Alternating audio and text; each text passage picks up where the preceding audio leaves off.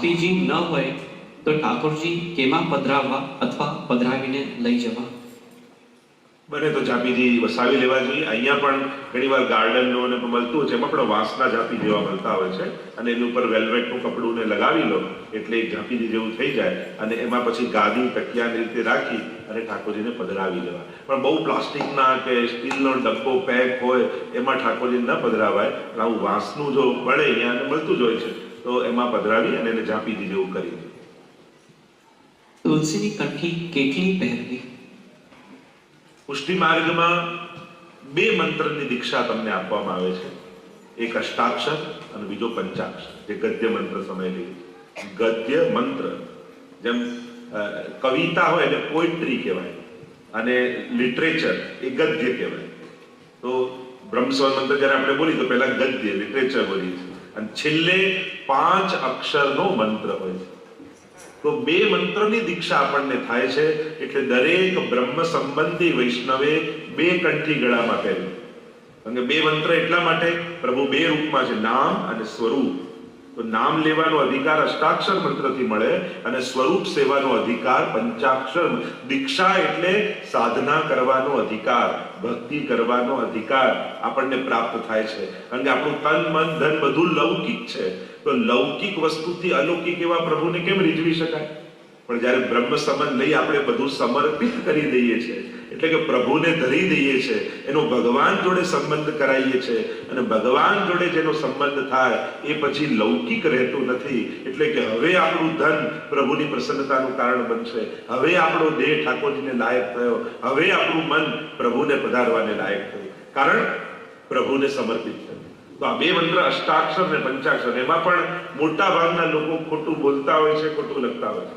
અષ્ટાક્ષરમાં પણ કેટલી ભૂલો આપણે કરતા હોય. ચલો તમને કહું કયો મંત્ર છે? શ્રી કૃષ્ણ શરણમ મમ. બે વિસર્ગ. શ્રી કૃષ્ણ શરણમ મમ હલંત અને શ્રી કૃષ્ણ શરણમ મમ. 3 માંથી કયું સાચું? પહેલું, બીજું કે ત્રીજું?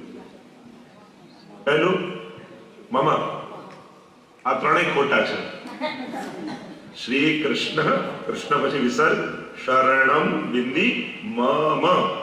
અસ્મત શબ્દની વ્યક્તિ મમ મે આવ્યો નવ અસ્માકમ ન એટલે મારું. શ્રી કૃષ્ણ શરણમ મમ આ શુદ્ધ ઉચ્ચારણ થાય. તો વિચાર કરો, અષ્ટાક્ષરમાં આપણે આટલી ભૂલો કરતા હોય તો પછી ગદ્ય મંત્ર અને પંચાક્ષરમાં શું થતું હશે? ક્યારેક એવું પણ કરવું જોઈએ કે ક્યારેક કોઈ વલ્લભકુલ પધારે ત્યારે બધા જ અપરસમાં ભેગા થઈ, અને કેટલા વર્ષો પહેલા તમે બ્રહ્મસવન મંત્ર લીધું હોય અને યાદે ન હોય પણ એમને બોલતા પણ ના આવડતું હોય તો એકવાર બધા અપરસમાં ભેગા થાય અને ઠાકોરજી આગળ આ રીતે ગદ્ય મંત્ર આપણે બોલતા શીખીએ તો શુદ્ધ ઉચ્ચારણથી આપણને આપણો દીક્ષા મંત્ર એનું સ્મરણ થાય. તો 2 કંઠી વૈષ્ણવે ગળામાં ધારણ કરે. ગ્રહણ વખતે સેવાક્રમ શું હોવો જોઈએ?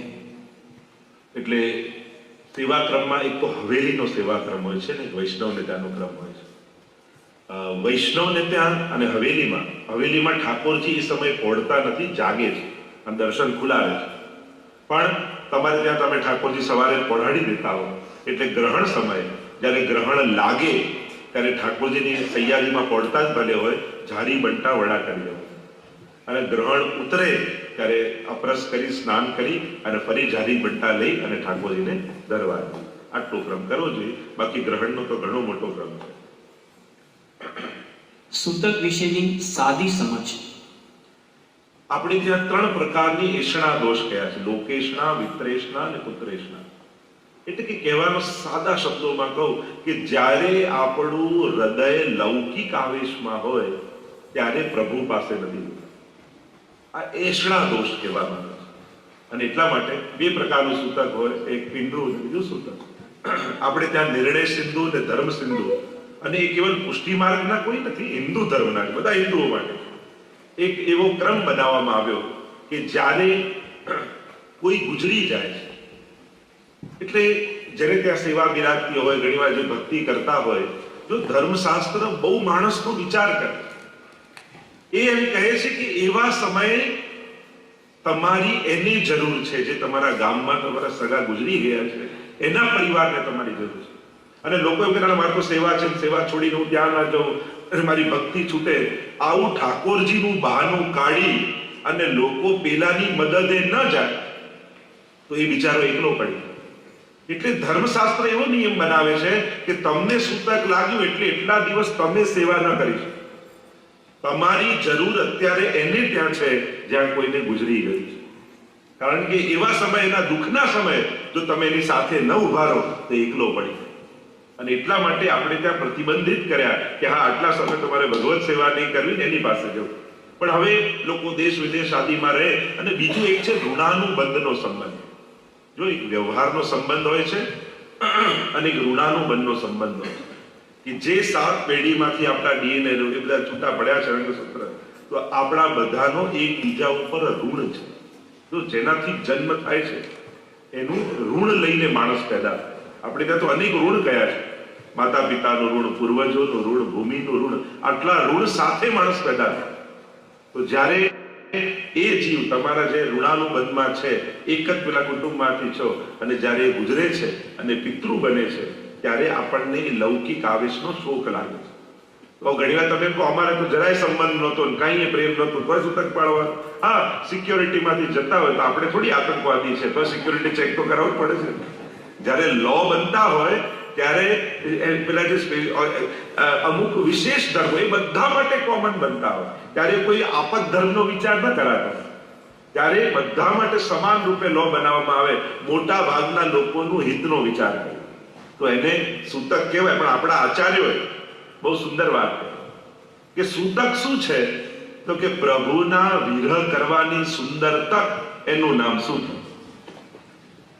ઘણી વાર ઠાકોરજી સાથે સેવા આપણે કરીએ છીએ, ધીમે ધીમે આપણો ભાવ શુષ્ક થઈ જાય, પણ જ્યારે ઠાકોરજીની સેવા છૂટે ત્યારે આપણને તાપ થાય, અરે ફરી ઠાકોરજીની સેવા ક્યારે થશે, ફરી ઠાકોરજી મારા ઘરે ક્યારે પધારશે, ક્યારે એમના મુખારવિંદના દર્શન કરીશ. અને આમ વિરહ કરવાની સુંદર તક એ સૂતક છે. અને એટલા માટે પણ લોકોને ખબર નહીં સૂતકમાં જ સેવા કરવાનો કેમ મૂળ જામે છે. પોતે ફરવા જતા હોય ત્યારે તો બીજાને પધરાઈ જાવ છો, ત્યારે નથી જાગતું, પણ ના કહેવામાં આવે ત્યારે જ કરવાનો. આપણને ખબર નહીં વધારે ઉમળકો થતો હોય છે, પણ આ વિરહનો ભાવ કરવો અને વિરહ દ્વારા પ્રભુને પ્રાપ્ત કરે. અને હું તો કહું છું અહીંયા પણ આટલા વૈષ્ણવ છો, તમારે એક ગ્રુપ એવું બનાવવું જોઈએ, સેવા સહાયતા ગ્રુપ, કે એવા 5 જણા તૈયાર કરીએ કે ગામમાં કોઈને પણ સૂતક પિંડનું અડચણ આવશે તો એટલા દિવસ એના ઠાકોરજી અમે સાચવીશું. એવું જો વૈષ્ણવ પરિવારમાં 5-7 જણાનું ગ્રુપ બનાવવામાં આવે, સેવા સહાય ગ્રુપ, અને જ્યારે તો શું થાય કે લોકો જે સેવા પુષ્ટાવતા ડરે છે, એ ડરવાનું મૂળ કારણ કે અડચણ આવે ત્યારે શું, તો ત્યારે આ સેવા સહાયતા ગ્રુપ હોય અને પોતાના ઘરે ઠાકોરજી પધરાવે, એકબીજાને સહાયતા કરે અને ઠાકોરજીની સેવા કરે, તો એ નિમિત્તે બધાને ત્યાં ઠાકોરજી બિરાજે.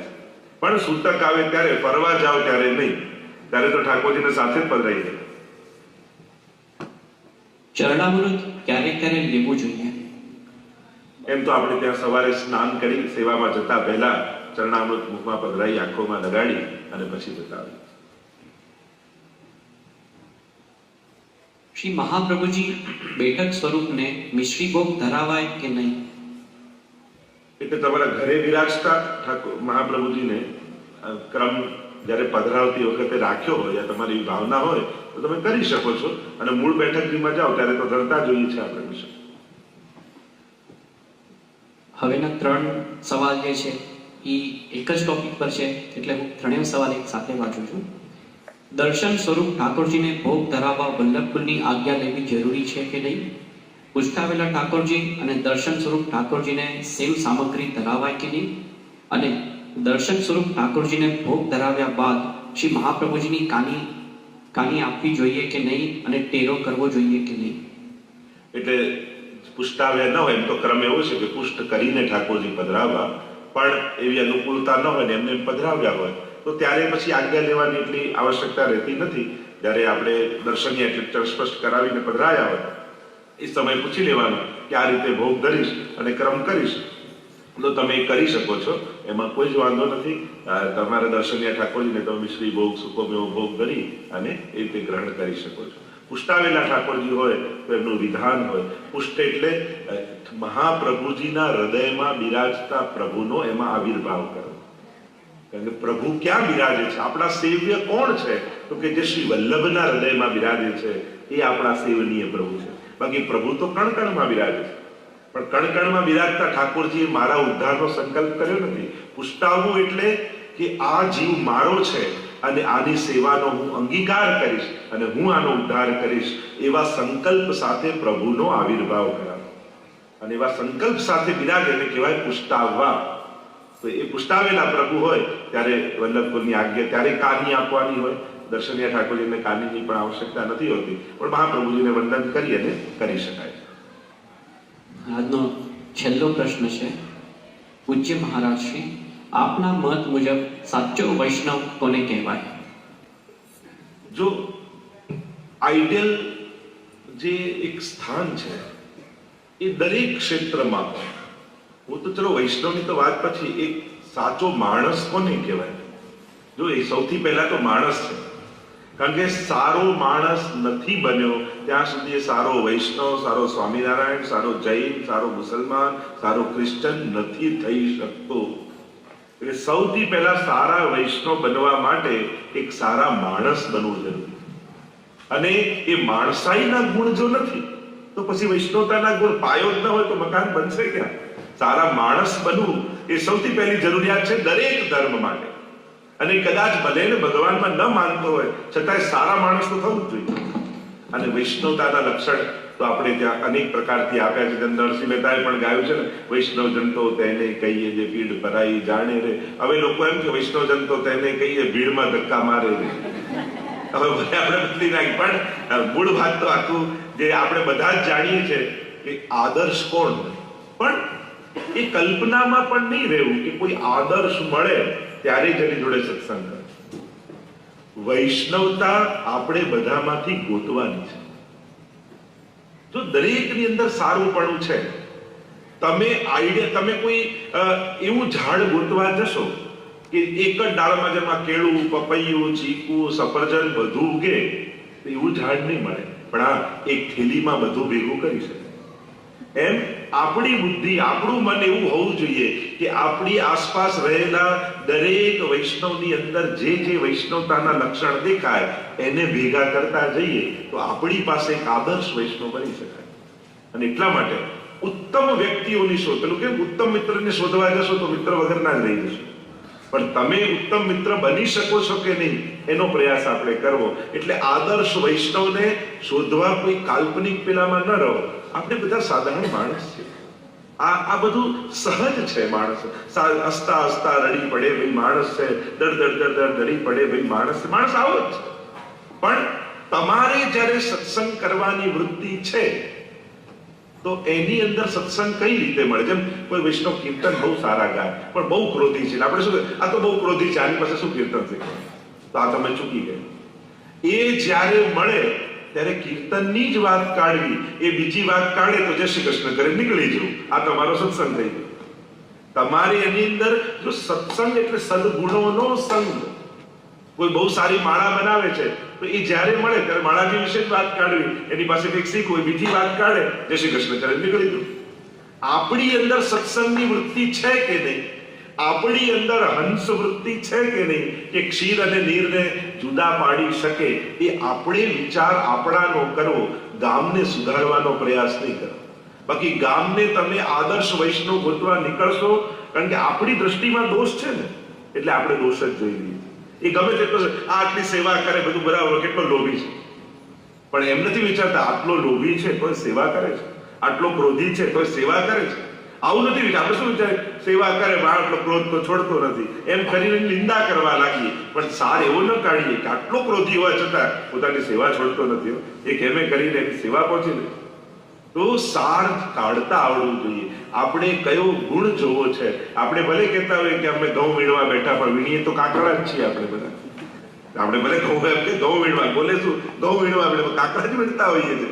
એમ આપણે સત્સંગ કરવા જતામાં પણ દોષ દ્રષ્ટિ લઈને જ જઈએ છીએ, અને એટલે બધામાં દોષ લઈને પાછા આવીએ છીએ. અને નુકસાન કોનું થાય કે આપણું જ કરીને પાછા આવીએ. કોઈના દોષ જોઈએ એમાં સૌથી મોટું નુકસાન આપણું જ થાય. કોઈની નિંદા કરીએ તેમાં સૌથી મોટું નુકસાન આપણું થાય. એટલે પેલું કહે કે નિંદા એ તો કચરા જેવું છે, અને કચરો ક્યાં નખાય? ડસ્ટબિનમાં. તો ઘણા લોકો કે આ બધા ગામની વાત લોકો મને જ આવીને કહી જાય છે, તો માનો તમને શું માને છે? ઘણા લોકોને તકલીફ કે આ બધા મને જ કહે છે, બધા આખા ગામનું મને ફોન કરી, કારણ કે તું એને રિસ્પોન્સ આપે છે. તો એને સમર્થન આપે છે, તું એટલા રસથી સાંભળે છે કે એને તને કહેવાની ઈચ્છા થાય છે દોષો, તો ક્યાંક આપણામાં કમી છે. એટલે પેલો નિંદા કરે છે એનો વાંક કાઢવા કરતા એને મારી આગળ બીજાની નિંદા કરવાની કેમ ઈચ્છા થઈ એમ પોતાની જાતને ચેક કરે કે મારી આગળ કેમ કે હું શું એવો વ્યક્તિ છું કે એની નિંદાને હું બહુ રસથી સાંભળીશ, બહુ સારો રિસ્પોન્સ આપ્યો. કારણ કે માણસ એની આગળ જ વાત કરે જ્યાં એને સારો રિસ્પોન્સ મળતો. જ્યારે રિસ્પોન્સ ના મળતો એની આગળ જલ્દી વાત કરવા ન જાય. જે સત્સંગનો જ આગ્રહ રાખતો હોય ને, તમે એકદમ અટાગ્રહ રાખશો સત્સંગનો, તો જ્યારે સારી વાત હશે ને એ તમને કહેવા આવશે. જોજો, તમે તમારું વ્યક્તિત્વ એવું બનાવ્યું છે તો એ નિંદાની વાત તમને, કારણ એને ખબર છે કે આની આગળ કહીશું તો કઈ જવાબ આપવાનો તો છે ને. અને એટલા માટે બીજા બધાને આઈડિયલ શોધવા કરતા, આદર્શો ગોતવા કરતા સાધારણ વ્યક્તિમાં વૈષ્ણવ ગોતતા આવડે. આપણા હરિરાયજી વલ્લભ સાખીમાં બહુ સારી વાત કહી, વૈષ્ણવ આવે વારને હસી હસી નાવે શીશ, ઉનકે મન કી વો જાને મેરે મન જગદીશ. વૈષ્ણવ જ્યારે આપણા આંગણે આવ્યો હોય, એ કોઈ પણ ભાવે આવ્યો હોય, એ ધંધાની વાત કરવા આવ્યો હોય, એ વ્યવહાર કરવા આવ્યો હોય, ઉનકે મન કી વો જાને, પણ મારે તો એના ગળામાં પડેલી કંઠીને જોઉં, મારા ઘરે તો વૈષ્ણવ આવ્યા, મેરે મન જગદીશ, મારા મને તો મારા ઠાકોરજી એના હૃદયમાં વિરાજીને પધાર્યા છે.